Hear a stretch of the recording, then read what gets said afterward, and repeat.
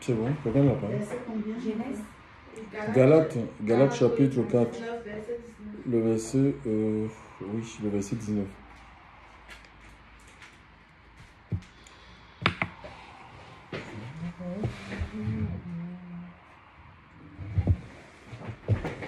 Quelqu'un peut lire? Vas-y, lis pour tout le monde. Mes petits enfants, pour qui j'éprouve de nouveau les douleurs de l'enfantement, jusqu'à ce que ma chia soit formée en vous. Donc ici, c'est une déclaration de l'apôtre Paul. Paul est auteur de cette épître-là, l'épître aux Galates. Galates, c'est une ville, hein, c'est une ville dans l'Asie mineure. Et ces gens-là, à qui il s'adresse, c'était des croyants, en fait, des gens qui s'étaient donnés. Paul n'a pas eu de femme, donc il n'a pas eu d'enfants. Donc c'est des enfants dans la foi, des gens qu'il avait évangélisés, qu'il avait prêchés, et ils se sont donnés à Christ. Donc, comme il arrivait que cet homme-là, il avait un ministère apostolique, il pouvait faire 1 an, 6 mois, voire 2 ans dans un endroit, et il partait dans un autre endroit. Toujours dit qu'il établissait les anciens et il prenait des nouvelles. Donc, quand on lit un peu le livre de Galates, on voit que c'est des gens qui ont été, ils ont été détournés par des faux, ils ne sont pas restés fidèles à la vision, au message que l'apôtre Paul les avait communiqué. Il va même dire Galates qui vous a ensorcelé en fait. Donc c'est des gens qui s'étaient détournés de la voie au lieu de rester dans le message de Christ. Ils se sont détournés pour suivre des rêves en fait. Pour suivre des rêves. Et il va dire mes enfants pour qui j'éprouve les douleurs de l'enfantement. Donc tellement ça lui faisait mal. Jusqu'à ce que Christ soit formé en vous. On voit l'église née par des grandes souffrances. Hein? L'église est née par des grandes souffrances. C'est comme un enfantement. Quand une femme met au monde, elle peut même perdre sa vie. C'est dans le sang et des grandes douleurs, des douleurs atroces. Je ne suis pas une femme, mais pour avoir assisté parce que j'ai une femme, j'ai eu à assister à l'accouchement. Certains ils laissent leur vie, alléluia, pour mettre au monde. Donc voilà, donc c'est des grandes souffrances. Quand on parle de l'église, c'est pas j'ai de l'argent ou je vais voir un banquier. Voilà, donc voilà, j'ai besoin de l'argent pour construire l'église. Ce sont des églises charnelles, des églises humaines. Une église véritable est née par des grandes souffrances. Et c'est ce que nous sommes l'église. Nous voulons l'église. C'est le corps de Christ. L'église dont Christ dit, je bâtirai. Il s'adresse à l'apôtre Pierre dans Matthieu, dans le livre de Matthieu 16 par là. Il dit, je dis tu es Pierre et sur cette pierre je bâtirai mon église.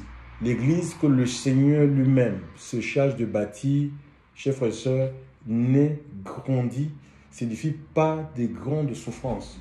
Beaucoup de gens ont cru que quand on vient au Seigneur, et peut-être c'est ces souffrances-là que les Galates étaient en train de refuser. Mais c'était une condition pour manifester les traits de caractère de Christ. Ce n'est pas possible, c'est que ça. Dans le livre, par exemple, il y a l'évangile qu'on nous prêche, viens à Jésus, tu auras la prospérité, tu auras ceci, tu auras cela. Et même quand on voit les chrétiens, quand ils font des vœux, ils se font des vœux. Je souhaite que tu sois prospère, que tu sois béni, que ta bénédiction, ça tourne, que des choses qui sont autour de la chair. Une personne dit que vraiment que tu grandisses dans la révélation, dans la compréhension des mystères du royaume, ça n'a rien à voir que vraiment Dieu continue à bâtir sa sainteté, qu'il repent de la crainte. Non.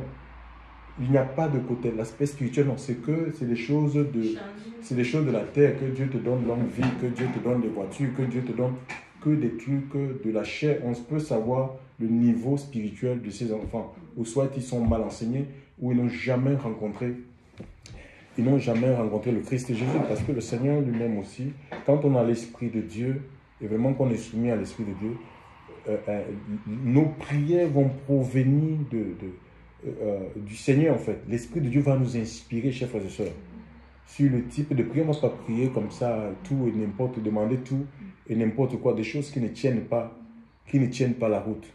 Donc la souffrance, que si tu donnes au Seigneur là, tu vas rencontrer, c'est une réalité.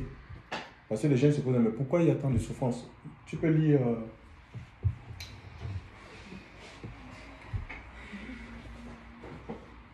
le psaume 34, à partir du verset 20.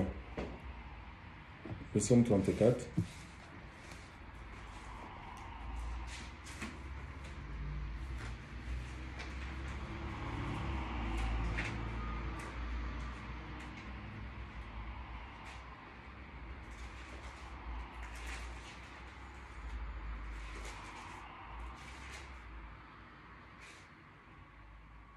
Le juste passe par beaucoup de souffrances, mais Yahweh le délivre de toutes. On voit ici que le juste passe par beaucoup de souffrances, mais Yahweh, ou Dieu, ou Jésus, d'accord, le délivre de toutes. Donc il n'y a pas une souffrance qui soit, oui, qui soit éternelle ou qui soit supérieure à la puissance de Dieu. Le juste ici, c'est celui qui a été justifié en fait. On n'est pas juste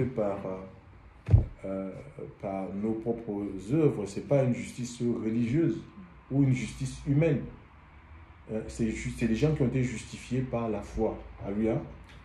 La foi, c'est le moyen qui nous permet d'accéder au salut. D'accord? La foi vient de ce qu'on entend est la parole de Dieu. Donc, et on dit qu'il passe par beaucoup de souffrances. Et c'est permis par Dieu. Parce que nous, parfois, on se pose la question, mais pourquoi tu as le Seigneur? Pourquoi il y a trop de morts dans ta famille? Nous, on nous a posé cette question. Pourquoi tant de morts dans ta famille? J'ai même certains pasteurs qui m'ont dit, oui, il faut que tu fasses, je ne sais pas, oui, que tu fasses vraiment, il faut que tu fasses des, je ne sais pas où, des incantations, je ne sais pas ce qu'il est en train de me raconter, pour couper pour briser ces liens. Comme si on peut arrêter la mort. Chers frères et sœurs, il y a des gens qui complètement, ils veulent nier leur humanité. Non, la souffrance, ils veulent nier la souffrance. Dans la foi, et même on dit aux gens, non, je ne suis pas malade. On a vu un homme qui était malade, il était malade, donc c'était un pasteur qui avait escroqué une montre de 45 millions. Et Dieu a rendu justice. Le Seigneur l'a frappé pour qu'il revienne redonner cette montre. Il dit non, moi je ne suis pas malade. Mais il était malade, le pied était en train de pourrir. Tu ne peux pas renier cette réalité. Écoutez-moi bien, dans la foi, quand on lit les pères de la foi, parce que c'est eux les modèles, l'église véritable est fondée ou bâtie, c'est la même chose, sur l'enseignement des apôtres et des prophètes, Éphésiens 2:20. Jésus est la pierre de fondation, d'accord? Il est la pierre angulaire. Donc il est comme le modèle. Il est le modèle à suivre. Il est le modèle à imiter.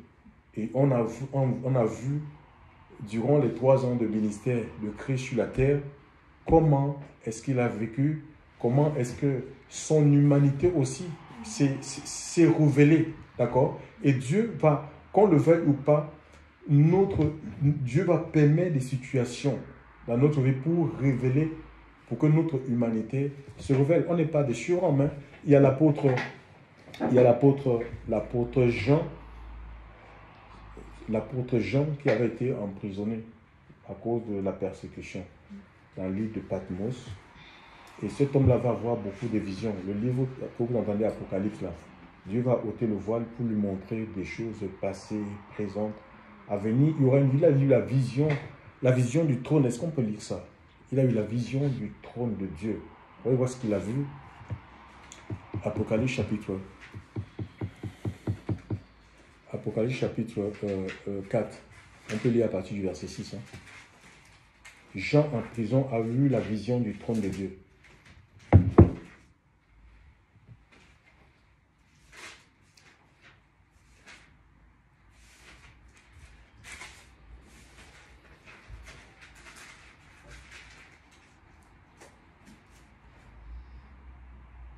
Apocalypse chapitre 4, verset 6.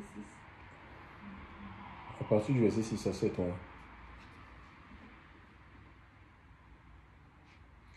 Je peux lire? Oui, vas-y. Je lis au nom de Jésus. Il y a encore devant le trône comme une mer de verre, semblable à du cristal, Au milieu du trône et autour du trône, il y a 4 antres vivants remplis Dieu. Dieu devant et derrière. La première, être vivant est semblable à un lion. Le second, être vivant est semblable à un veau. Le troisième, être vivant à la face d'un homme. Et le quatrième, être vivant est semblable à un aigle qui vole. Et voilà, donc ici, il a voir la vision de 4 animaux sur le trône. Sur le trône, il a été transporté, Jean fut transporté sous ciel ouvert, d'accord, jusque dans la salle. Il va voir, mais c'est quand même une vision effrayante, des animaux, 4 animaux, des faces d'animaux, 4 êtres vivants en fait, avec des yeux partout. Imagine un peu, hein? Quelque chose qui a des yeux partout. D'accord? Ça veut dire que ces êtres-là pouvaient voir, quand tu as des yeux partout, ça veut dire que tu peux voir partout, sur tous les angles. Tu peux voir sur tous les angles. D'accord? Et ici, ces 4 animaux-là, ça nous parle, ce sont des traits de caractère, alléluia, de Christ, que Christ a manifesté. Et nous sommes ses disciples. Nous devons les avoir en fait. Hein? C'est ces 4 aspects en fait. Ça doit être trouvé, mais c'est une progression dans la marche avec le Seigneur. Alléluia. C'est dans la douleur que l'homme spirituel, parce que la nouvelle naissance, ce n'est pas, c'est qu'ils sont restés comme des bébés en fait. Les bébés, ils ne grandissent pas en fait. La nouvelle naissance, ce n'est pas l'aboutissement d'une vie avec Dieu. L'Écriture dit que Jésus croissait en sagesse, en stature, en puissance, en force, en autorité. C'est dans le livre de Luc 2, à partir de 50 par là, 52, 53, 54, devant Dieu et devant les hommes. Ça veut dire que cette croissance-là, d'accord, cette croissance, on peut se parler d'élévation, d'accord, c'était visible par ses contemporains, ses semblables, les gens qui le connaissaient, les gens qui le côtoyaient, ils pouvaient témoigner mais il y a de la croissance, que chaque année dans la vie du Seigneur, déjà à 12 ans même, il confondait les docteurs de la loi. Il pouvait savoir que, mais il y a quelque chose de nouveau. Il y a quelque chose qui se passe dans sa vie, sa vie n'est pas pareille. C'est un homme qui est complètement détaché. D'où lui vient cette sagesse? Il se posait la question en fait. Il parle avec autorité. Donc il y avait un témoignage qui était réel de ses contemporains, mais aussi Dieu. Dieu pouvait savoir que mon fils, que son fils grandit. Déjà, le Seigneur, quand Jésus est allé se faire baptiser par Jean, on voit le ciel s'est ouvert et il y a une voix qui s'est faite dans celui-ci est mon fils bien-aimé en qui j'ai mis tout. Donc, il avait l'approbation, c'est ça, il avait l'approbation de Dieu. Et les hommes pouvaient aussi témoigner que, voilà, c'est un homme qui grandit, qui prospère dans la voie du Seigneur. Donc, ici, on a des êtres. Il y a 4 animaux. Il y a un qui a la face du lion. Hein, le lion, quand on parle de lion, le lion c'est quoi? Oui, ça nous parle de la royauté. Ça parle de la royauté, ça parle de la domination, ça parle de la puissance. Hein, un lion ne fuit pas, ne peut pas fuir l'adversité. L'adversaire, c'est un prédateur. D'accord? Mais aujourd'hui, et c'est ce que Dieu veut voir. Le Seigneur dit, je vous donne le pouvoir de quoi? Oui, il nous a donné la domination, chers frères et sœurs. Dieu nous a donné la domination. Mais quels sont ces croyants qui ont peur? Ils ont peur des sorciers, ils ont peur des satanistes. Devant les épreuves, quand ils sont confrontés à les épreuves, mais ils pleurent. Au lieu d'utiliser la force que Dieu les a donnée pour déclarer des choses, pour prier, chers frères et sœurs, pour changer leur environnement. Parce que le lion, c'est le roi. Ça veut dire qu'il contrôle un territoire. Tu ne peux pas être contrôlé par les gens de ta famille. Ils te contrôlent. Ils savent comment tu es. Ils savent que si on te touche ici, tu vas te mettre à pleurer. Et ils jouent même de toi. Tu vois? Où tu es contrôlé, tu es sous l'influence. Tu es enfant de Dieu, mais ton allégeance première est portée sur tes parents. Mais ils vont t'entraîner dans les choses, dans les traditions et les coutumes. Et ne t'étonne pas.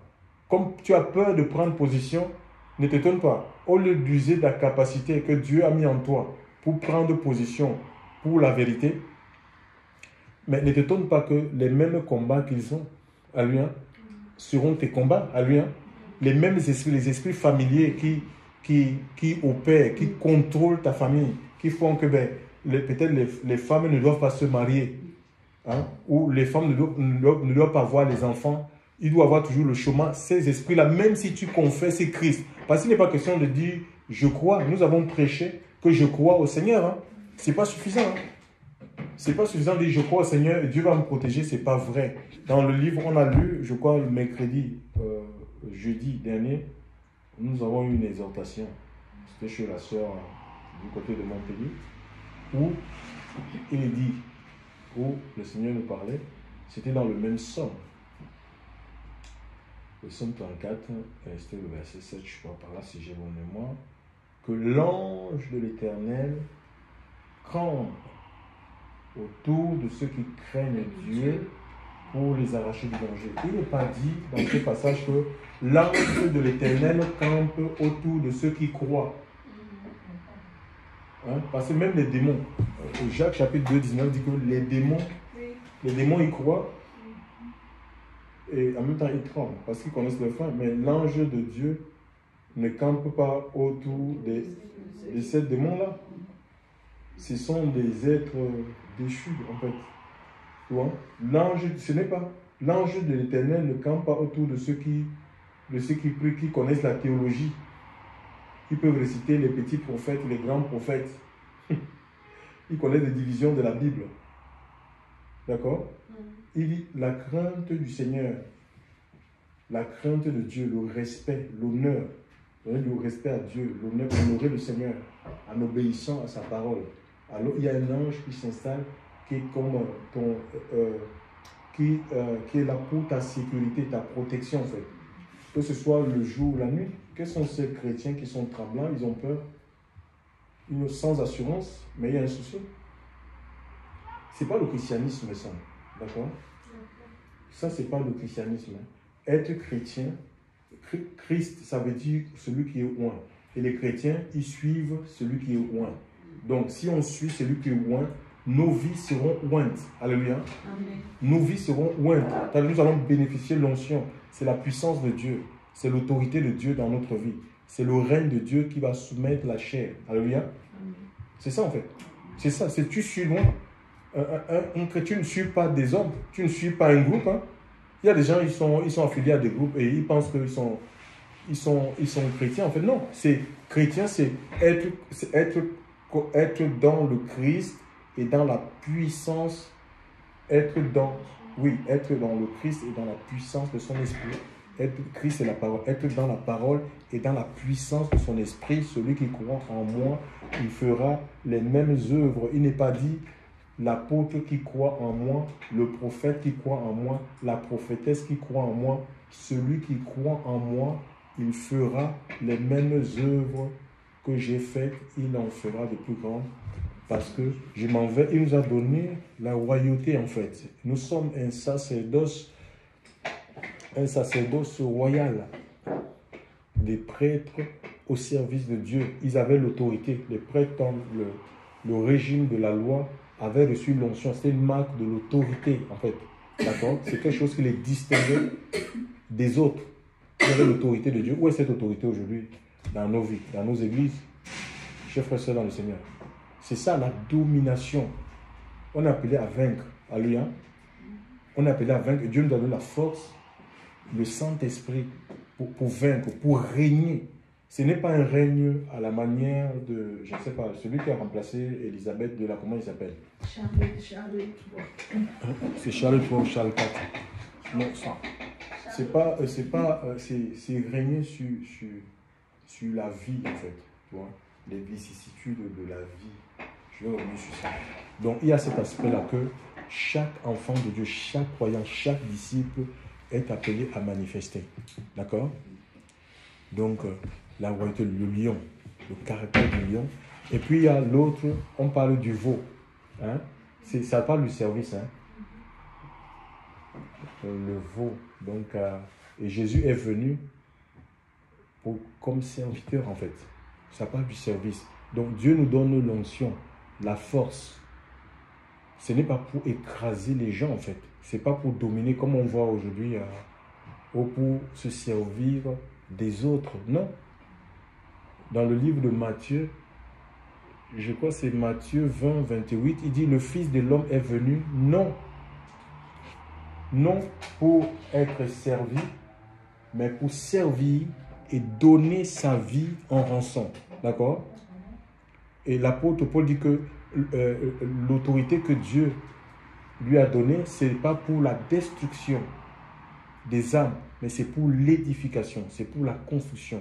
C'est pour que Christ soit formé dans la vie de ceux qui viennent de naître à la vie nouvelle, à lui, hein, jusqu'à ce que ceux-là, ces enfants-là, atteignent la stature parfaite de Christ. C'est-à-dire qu'on devienne des mini-Christ, en fait. Des mini-Christ, c'est ça, chrétien, comme Christ, en fait. C'est ça, c'était une ville dans l'île des Actes des Apôtres, où les disciples, comme ils manifestaient la vie du Seigneur, on les a donné le nom de chrétiens. C'est-à-dire des petits Christ, des petits oins. Chrétien, ça veut dire que c'est des petits oins. D'accord? Ils manifestaient la vie de Christ, le caractère de Christ. C'est ça le veau là. La face du veau là, c'est le service à lui. Hein? Le service, c'est pas pour un homme. Le service, c'est pour le maître. On ne sert pas un homme, on ne sert pas des organisations, s'il vous plaît. On sert Dieu. Dans la vision de Dieu, il y a quelque chose que Dieu va mettre dans ta vie, à lui. Hein? Moi, je ne connais pas ça, en fait. Hein? Et parfois, il y a certains services qui sont visibles, que les hommes peuvent voir, mais d'autres sont complètement cachés. C'est un peu comme dans ce que nous pouvons voir, le visible, c'est une image de ce qui est dans le monde spirituel. Hein? Les gouvernements, la façon dont le gouvernement fonctionne et tout ça. Il y a un trône. Sur la terre, on a des présidents et on a des armées. Par exemple, même il y a des anges qui sont des anges, oui, qui sont des armées. On a des messagers, hein, par exemple, quand on voit des ambassadeurs et tout ça. Et nous avons aussi, il y a des agents secrets. Il y a des gens qui travaillent, mais qu'on ne les voit pas. Hein. C'est des agents secrets, en fait, de l'État, chers frères et sœurs. Et c'est pareil dans l'Église. Il y a des gens qui ont des ministères qui sont complètement cachés, qu'on ne connaît pas, mais c'est des gens qui servent puissamment le Seigneur. Ils sont dans l'esprit. Ils sont dans l'esprit de Dieu. Donc c'est pour le service. Tout ce que Dieu t'a donné, c'est pour le service. L'onction que Dieu te donne, c'est pour servir Dieu. Ce n'est pas pour te servir de cette onction à des fins personnelles, pour essayer de te réaliser. Mais j'ai l'onction, et c'est ce qui se passe, j'ai l'onction prophétique, je vais commencer quelque chose, et puis comme ça commence à faire des prophètes, ça crée même un déséquilibre. Tu n'as pas. Parce que si Dieu ne t'a pas appelé à conduire un peuple, et que toi, parce que tu as un don prophétique, tu vas décider d'ouvrir une assemblée, ton assemblée sera bancale. Hein, ça va manquer, il y a des choses qui vont manquer. À lui, hein? Il y a des choses qui vont manquer parce qu'il faut l'enseignement. C'est l'enseignement, l'enseignement, c'est la doctrine. C'est ce qui permet aux gens d'être stables, en fait.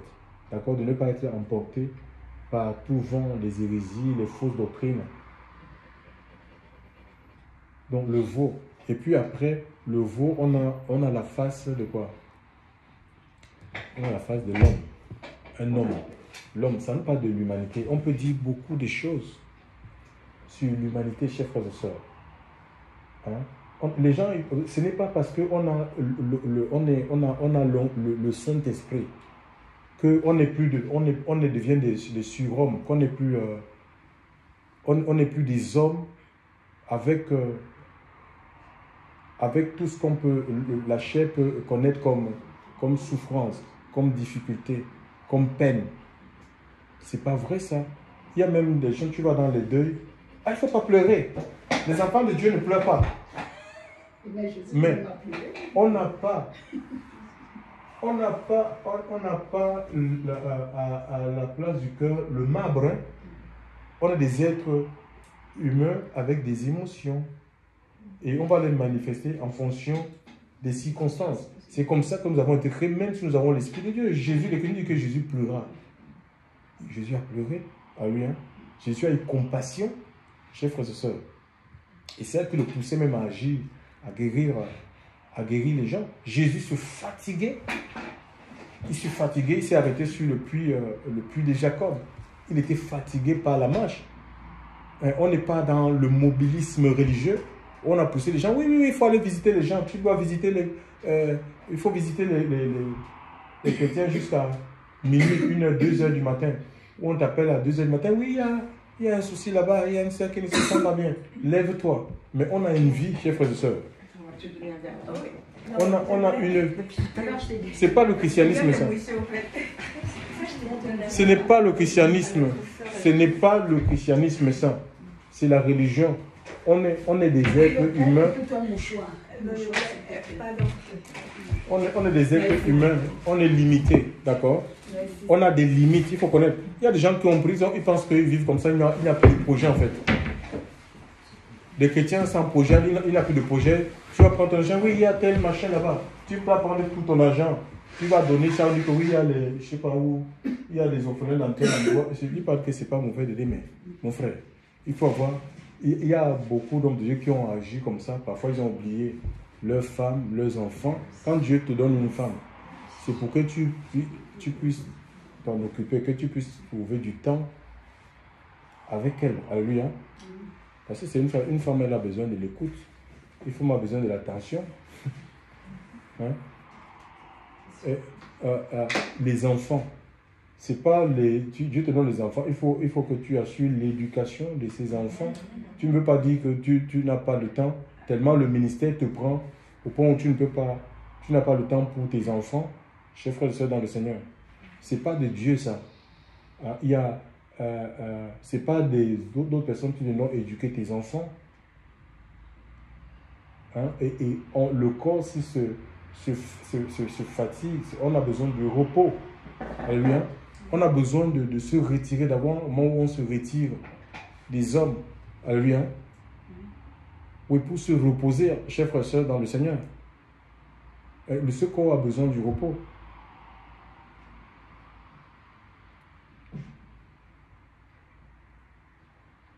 Donc, et Dieu va permettre, en fait, Dieu va permettre des situations pour nous ramener à notre humanité. Qu'on reste humain, même si on a reçu quel don? Le don de puissance, d'autorité, on reste un homme. Alléluia. On reste un homme, on ne doit pas vivre entre ciel et terre. Nous sommes dans le monde, mais quoique n'étant pas du monde, il est question de l'esprit qu'il y a dans le monde, qui pousse les gens à faire des mauvaises choses. Alléluia. Nous avons des obligations, chers frères et sœurs. Tu ne peux pas rester comme ça, tu ne veux plus rien faire sous prétexte que Dieu. Non. On est humain. Alléluia. On est humain. Il y a une part d'humanité. Même Jésus l'a manifesté. Il a eu la fatigue. On a faim. Mais on ne va pas manger. Le corps, si ça ne se nourrit pas avec la parole. D'accord? Il y a une nourriture qui est naturelle. Hein, pour entretenir notre corps, on a besoin de s'habiller. Hein, quand il fait froid, il y a des vêtements qui sont... Hein, c'est pas parce que j'ai l'Esprit de Dieu, donc pendant l'hiver, je peux m'habiller comme si c'est l'été. Je vais attraper froid, je vais tomber malade. Il y a une part d'humanité, chers frères et sœurs, et des souffrances, et on peut pleurer, d'accord, par rapport à des situations. Les malheurs atteignent le juste, mais le Seigneur en délivre de toutes. Donc on sera confronté à la difficulté, aux maux, les mêmes maux que les gens subissent, que ça peut être le chômage. D'accord? Ça peut être le chômage, ça peut être la perte d'un emploi, le divorce. Il y a plusieurs difficultés dans le monde. On peut avoir des soucis financiers. Chers frères et sœurs dans le Seigneur, Ça peut être même la perte d'un être cher. Et combien de gens, ils abandonnent le Seigneur. Ils oublient qu'après l'homme là, après la face de l'homme là, il y a l'aigle. Hein? Il y a l'aigle. L'aigle, ça parle c'est une vie. Ça nous parle d'une vie renouvelée, même si nous sommes touchés dans notre humanité. D'accord? On ne va pas sombrer, dire, bon voilà, bon, j'arrête tout. Il y a des gens, à cause des difficultés, ils arrêtent tout. Soit, ils disent, non, je ne peux plus continuer. On peut être prêché par les épreuves de la vie, les injustices, les incompréhensions. On dit, mais non, mais je préfère abandonner. Non, il y a l'aigle. L'aigle, ça nous parle d'une vie de renouvellement. Alléluia. Une vie de renouvellement. Je crois c'est le prophète Ésaïe 40. Ésaïe 40 dit que ceux qui se confient en l'Éternel, ils ont leur force renouvelée. Dieu renouvelle leur force comme des aigles. Ils prennent leur envol. Vous voyez un peu? Oui, voilà, ceux qui se confient en l'Éternel. Dieu, ils ont leur force. La force est renouvelée. Dieu renouvelle ses enfants. Hein. Donc, même il y a les épreuves, on en connaîtra. Les épreuves, on en connaîtra. Mais sachez, si vous vous confiez en Dieu, il y aura des épreuves. Hein. Toutes sortes d'épreuves. Alléluia. Toutes sortes d'épreuves. Mais il y a Dieu renouvelle. Il y a une vie de renouvellement. Dieu vitalise ses enfants pour qu'on continue à marcher. Alléluia. À marcher comme Israël a marché jusqu'à la terre promise. Alléluia. Qu'on continue à persévérer, mais ça demande, c'est la force du Seigneur. Alléluia. C'est une vie de renouvellement. Et même l'aigle a une particularité. À un certain âge, quand il y a trop de plumes sur lui et que ses ongles, ses griffes là, ont vieilli, il va dans un rocher pour se déplumer et ses ongles et tout change en fait. Tout change. Donc c'est la même chose en fait. Dieu ne nous appelle pas à soi dans des habitudes religieuses. C'est une vie de renouvellement. On va retrouver Isaïe. Hein. L'aigle, c'est la puissance. L'aigle, c'est la lumière. Donc, comment c'est le roi des oiseaux. Donc, il est un oiseau assez puissant, quoi. Oui, c'est lui qui voit le plus loin, d'ailleurs. Oui. Il a une puissance. Donc, il a une vision, oui, il a une puissance de vision. Il peut voir à 5 km. Il peut voir sa proie à 5 km. Hein. Tu te rends compte, oui. Et il ne quitte pas sa foi, oui, et il a la capacité de regarder, on appelle ça comment? Le soleil. Donc, ses yeux comme ça, il fixe le soleil. S'enfuit, donc le soleil qui est quand même l'image de la justice de Dieu. Donc, et Dieu nous appelle à nous confronter à sa justice pour qu'on réalise ce que nous sommes devant le Seigneur. Des pécheurs qu'on peut voir, des choses qui ne vont pas, qui ne cadrent pas avec la parole de Dieu pour qu'on puisse... Ésaïe 40, 31. Oh oui, qu'on puisse changer, oui. Mais ceux qui s'attendent à l'Éternel renouvellent leur force. Ils s'élèveront avec des ailes comme des aigles. Ils courront et ne se fatigueront pas. Ils marcheront et ne se lasseront pas. Donc on voit ici 31. Verset 31. Donc on voit que dans cette marche-là, même si on est éprouvé, même si notre humanité est touchée, il faut qu'on s'attende à Dieu. C'est-à-dire qu'on se confie. Il y a même un autre psaume, je crois, le psaume 116 aussi, qui parle de l'aigle. Il faut qu'on regarde au Seigneur. Donc on ne peut pas dire, oh, Seigneur, c'est toi qui es à l'origine de ces malheurs. Pourquoi tu permets ces malheurs dans ma vie? Voilà, j'arrête de prier. Non. J'arrête le service.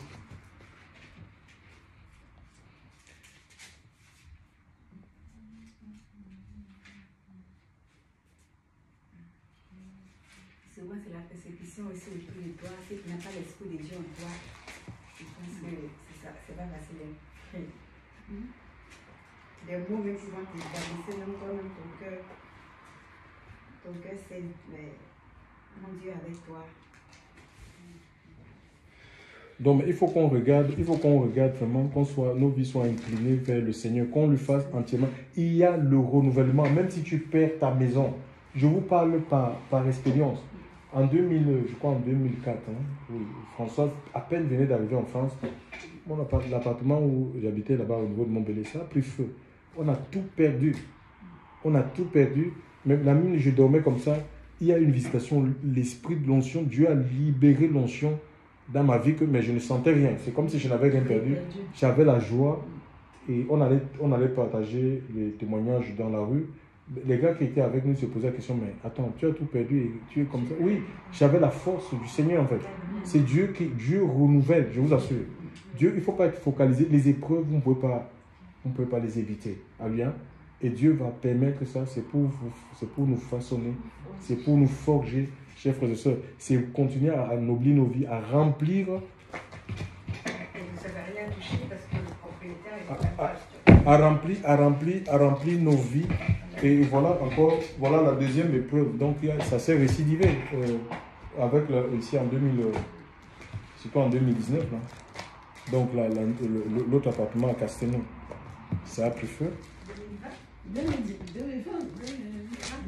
2020, voilà. Donc, tu vois, donc, et pareil, donc, la maison a pu faire, on était en plein conteneur, en fait. En plein conteneur. Oui, c'était le décembre, comme ça.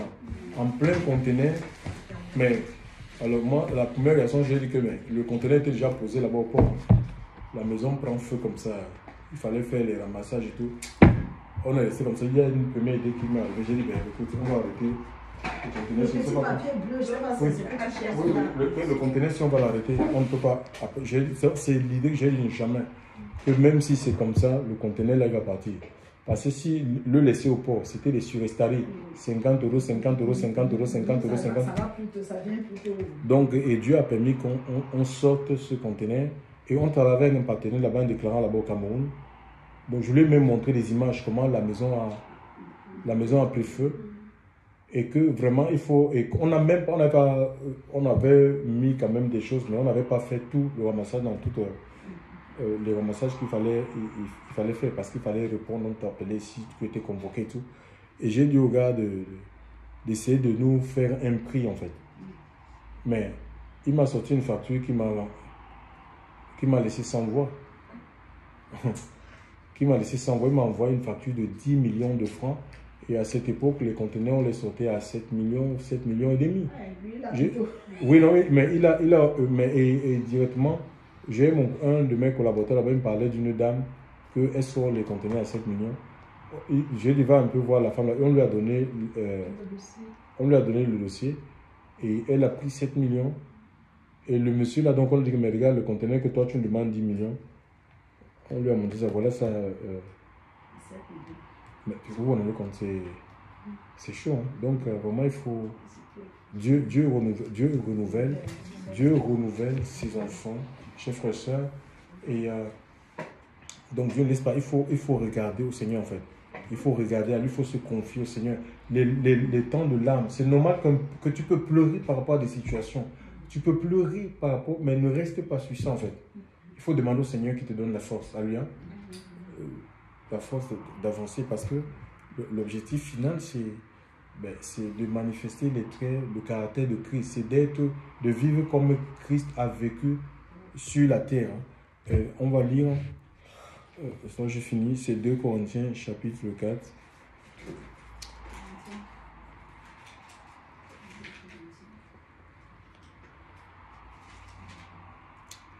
2 Corinthiens chapitre 4.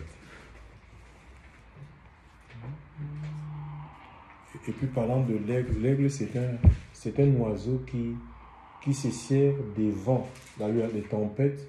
Ça ne fuit pas la tempête, hein. C'est pas comme les moineaux. Non. Il se sert des tempêtes pour aller plus haut. Donc pour aller plus haut. Il se sert des tempêtes, des orages pour aller plus haut. Pour aller plus haut. C'est comme ça. Donc le Seigneur veut nous amener toujours plus haut. Alléluia. Toujours plus haut. Toujours plus haut. Donc on ne doit pas s'asseoir et dire non, là on n'est pas encore arrivé en fait. Alléluia. Qui est suffisant pour ces choses. C'est ce que l'apôtre Paul est en train de dire dans le livre de Romains, chapitre, je crois c'est le Romains 11, 33 par là, à partir de temps, on a dit que qui a connu la pensée du Seigneur pour l'enseigner personne aux profondeurs de la science et de la connaissance. qui a connu la pensée de Christ. Alléluia. Donc la notion de la profondeur, ça veut dire que on peut puiser, c'est comme des mines en Afrique là-bas. On puise, ça fait peut-être 100 ans. On puise, on est toujours en train de creuser, de puiser. Donc c'est la même chose avec le Seigneur. Alléluia. C'est vraiment, il y a beaucoup de richesses. Alléluia. Elles sont spirituelles, où on peut creuser tous les jours, on creuse, mais nous n'allons jamais atteindre le fond. Alléluia. Jusqu'à ce que le Seigneur va venir. Donc ne disons pas qu'on est déjà suffisant. C'est tomber dans l'erreur de Laodicée. L'église de Laodicée qui pensait que non, on est déjà riche, on a tout ce qu'il nous faut. Et le Seigneur voyait que cette église, elle était aveugle, elle était misérable, elle était pauvre, elle était nue, parce qu'il y a encore des dimensions que nous ne connaissons pas, d'autres aspects, d'autres facettes de Dieu que nous ne connaissons pas, que nous sommes appelés chaque jour un peu plus à découvrir. 2 Corinthiens 4, verset 7, il dit quoi? 2 Corinthiens 4, verset 7, oui.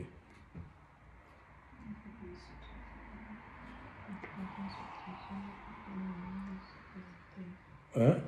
On va lire. Oui, il faut lire. Mais nous avons ce trésor dans des vases de terre, afin que l'excellence de cette puissance soit d'Élohim et non de nous. Voilà, donc il est question de l'onction de Dieu, de la présence de Dieu.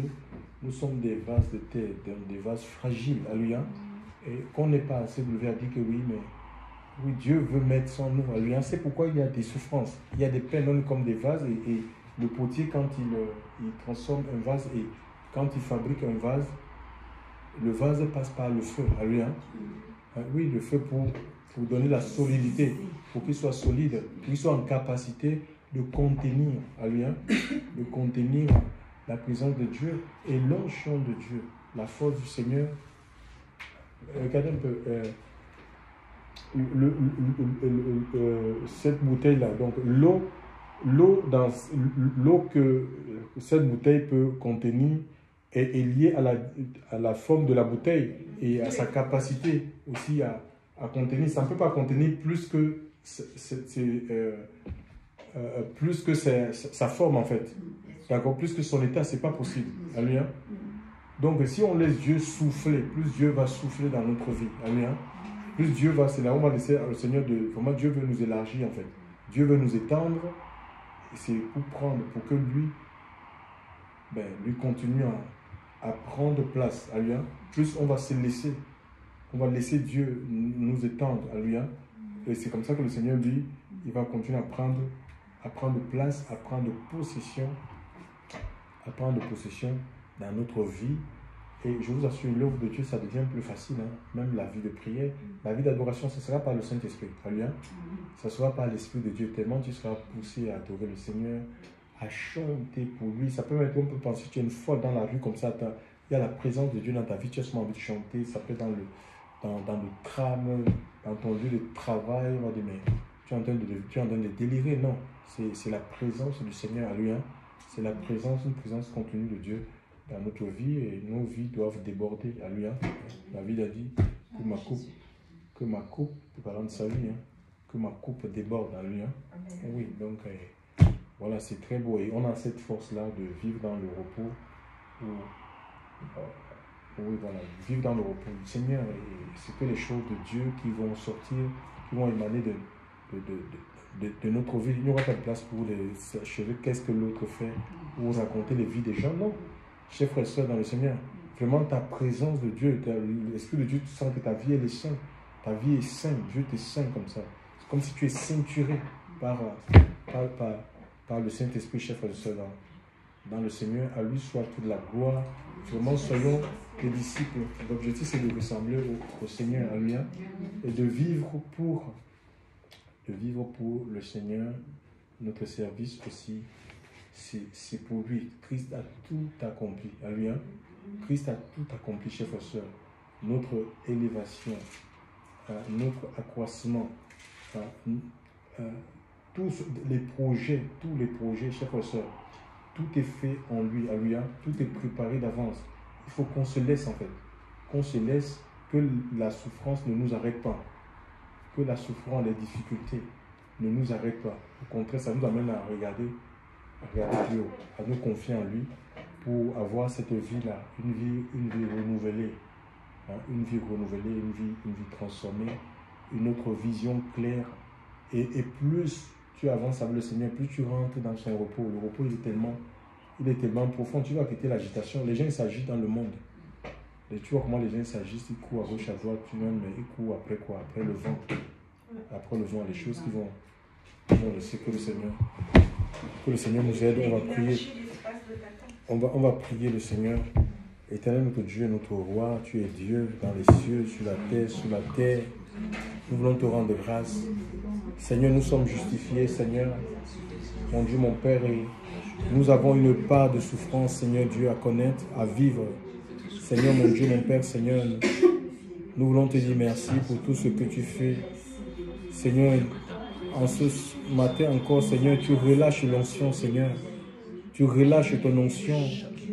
Nous sommes justifiés, mais en même temps, nous ne sommes pas exempts de souffrance, de difficultés, Seigneur Dieu. Mon Dieu, mon Père, nous prions que tu agisses dans nos cœurs, tu agisses dans nos vies. Mon Dieu, mon Père, Seigneur Dieu, que la puissance de ton Esprit Saint continue à agir, que la puissance de ton Esprit continue à opérer dans nos vies, que la puissance du Seigneur continue à opérer en nous, Seigneur Dieu. Vraiment que le monde perde son contrôle. Seigneur, mon Dieu, mon Père, Seigneur. Alléluia à toi, Seigneur Dieu. Mon Dieu et mon roi, nous te bénissons, Seigneur. Tu dis que ceux qui se confient en toi, Seigneur, mon Dieu, mon Père, ceux qui s'attendent à toi, Seigneur, sont comme des aigles, Seigneur, mon Dieu, mon roi. Ils le courent, ils le marchent, ils ne se fatiguent point, Seigneur. Ils courent et ne se lassent point parce qu'ils ont une vie renouvelée. Nous te bénissons, Seigneur. Nous te bénissons, Seigneur. Que les épreuves nous servent à aller plus loin, à regarder à toi. Seigneur, mon Dieu, mon Père, que les épreuves de la vie, oh Dieu, ne nous éloignent pas, Seigneur. Pour la dire, qu'est-ce qui nous séparera de l'amour? Est-ce la nudité, la soif, le péril? Non, rien ne nous séparera de l'amour, absolument rien. Ne nous séparera de l'amour de Dieu manifesté en Christ. Seigneur, apprends-nous à comprendre que, Seigneur Dieu, que tout concourt bien de ceux qui t'aiment et ceux qui sont appelés selon ton dessein, Seigneur. Mon Dieu, mon Père, Seigneur, tu as des projets de paix, Seigneur, pour nos vies. Mon Dieu et mon roi, Seigneur. Apprends-nous, Seigneur, dans les temps de malheur, à crier à toi, Seigneur. Cette force-là que tu nous as donnée, Seigneur, de pouvoir crier à toi, de pouvoir invoquer ton nom, Seigneur. Tu dis, invoque-moi, je te répondrai. Je t'annoncerai des choses cachées que tu ne connais pas, que tu ne connais pas. Notre Dieu, notre roi, nous te disons merci, Seigneur. Père, tu souffles, Seigneur. Souffle un vent nouveau, Seigneur, dans le puissant nom de Jésus. Alléluia à toi, Seigneur. Nous allons prier pour ceux qui sont éprouvés, ceux qui passent des situations difficiles, ceux qui sont prêts à lâcher même la main de Dieu. Vraiment que Dieu puisse les soutenir, raviver la foi, qui n'abandonnent pas le Seigneur, qui tiennent ferme, qui restent persévérants et qui s'attendent à Dieu, à la manifestation de la puissance de Dieu pour leur vie. Nous crions à Dieu. Seigneur, nous voulons prier pour tout cela. Seigneur, mon Dieu, mon roi, Seigneur, qui traversent des situations de souffrance, de peine, de persécution, ceux qui sont éprouvés dans leur chair, Seigneur. Mon Dieu, mon Père, ils sont à bout de force. Mon Dieu, mon Père, donne-les de regarder à toi, Seigneur, de s'attendre à toi, Seigneur, dans le nom de Jésus.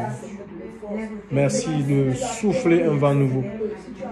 Mon Dieu, mon Père, Seigneur, combien de fois j'ai connu des moments où j'étais bas, j'étais lassé, mais j'étais vu à l'œuvre, Seigneur.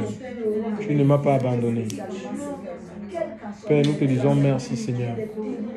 Merci pour le souffle de ton esprit, Seigneur. Merci de te manifester, merci de te glorifier. Merci d'œuvrer, Seigneur Dieu Père. Chasse la confusion, chasse les œuvres des ténèbres. Père, dans le puissant nom de Jésus-Christ, tu es Dieu, Seigneur. Oh Dieu, nous te disons merci, Seigneur.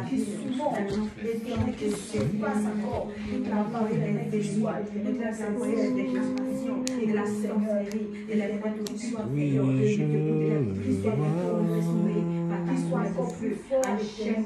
élevé parmi les peuples, assemblés. Libère le malade, libère les foyers, mets la paix, la joie, Seigneur, mets la paix, Seigneur, dans le nom de Jésus. J'ai béni ton Seigneur. Merci, Seigneur. Merci. Les gens ont problème de fond là. Ils ont décidé que je dois passer au bloc et je vais passer sous anesthésie complète. Donc je voudrais que vous priez, qu'on prie ensemble pour le Seigneur Jésus pour moi. Amen. On remet tout ça entre sa main. Seigneur, nous voulons prier. Tu nous demandes de prier les uns pour les autres, Seigneur. Nous voulons prier pour ta servante. Seigneur, tu es le Dieu Tout-Puissant. Étends ton bras puissant, Seigneur. Agis, manifeste-toi et glorifie ton Saint-Nom, Seigneur Dieu. Que ton esprit agisse, Seigneur, dans le puissant nom de Jésus. Merci, Seigneur.